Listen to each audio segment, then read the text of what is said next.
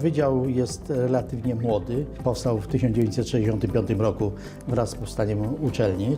Mamy uprawnienia do doktoryzowania w 3 dyscyplinach, czyli budowie i eksploatacji maszyn, mechanice oraz automatyce i robotyce, a ponadto mamy uprawnienia do habilitowania w dyscyplinie budowa i eksploatacja maszyn.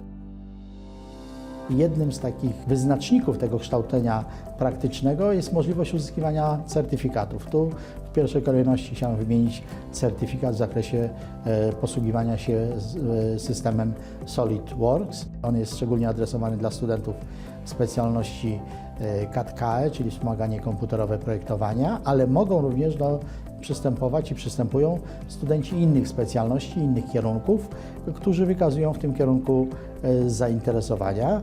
Natomiast staramy się, aby studenci mieli możliwość zdobywania certyfikatów również na innych kierunkach, przy czym nie ulega wątpliwości, że tutaj największe sukcesy mamy w uzyskiwaniu certyfikatów SolidWorks. Program SolidWorks wykorzystywany jest w ramach takich przedmiotów jak komputerowe wspomaganie projektowania, komputerowy zapis konstrukcji, grafika inżynierska, a nawet podstawy konstrukcji maszyn.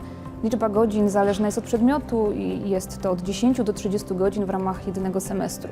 Studenci bardzo pozytywnie odbierają możliwość uzyskania certyfikatu CSWA. Nasze doświadczenie pokazuje, że z roku na rok wyniki są coraz lepsze, chętnych jest coraz więcej, więc myślę, że jest duża szansa na to, żeby studenci chętnie przystąpili do certyfikatu CSWP. Na Politechnice wprowadziliśmy system, który ułatwia studentom zdobywanie pierwszego certyfikatu CSWA.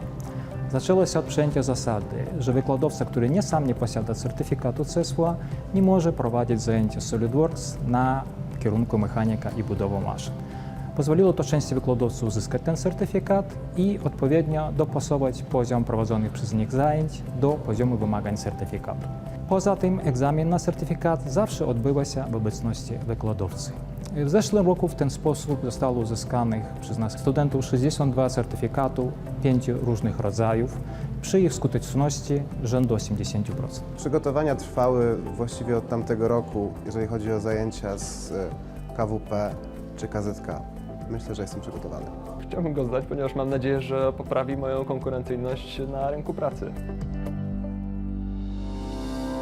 Wprowadziliśmy system promocji naszych absolwentów, którzy posiadają już certyfikaty SolidWorks. Polega on na tym, że na głównej stronie Politechnicy w zakładce Absolwenci można znaleźć dane osobowe osób, które posiadają te certyfikaty i w danym semestrze kończą studia 1.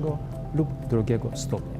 Ta lista pozwala studentom ułatwić znalezienie stałej pracy, tak i drobnych zleceń. I dlatego nie było jeszcze przypadku, żeby ktokolwiek zrezygnował z tej formy promocji. Zauważyliśmy również, że to działa edukujące na naszych pracodawców. Lokalne firmy umieszczają warunek posiadania certyfikatu CSWA jako warunek niezbędny do zaproszenia na rozmowę kwalifikacyjną.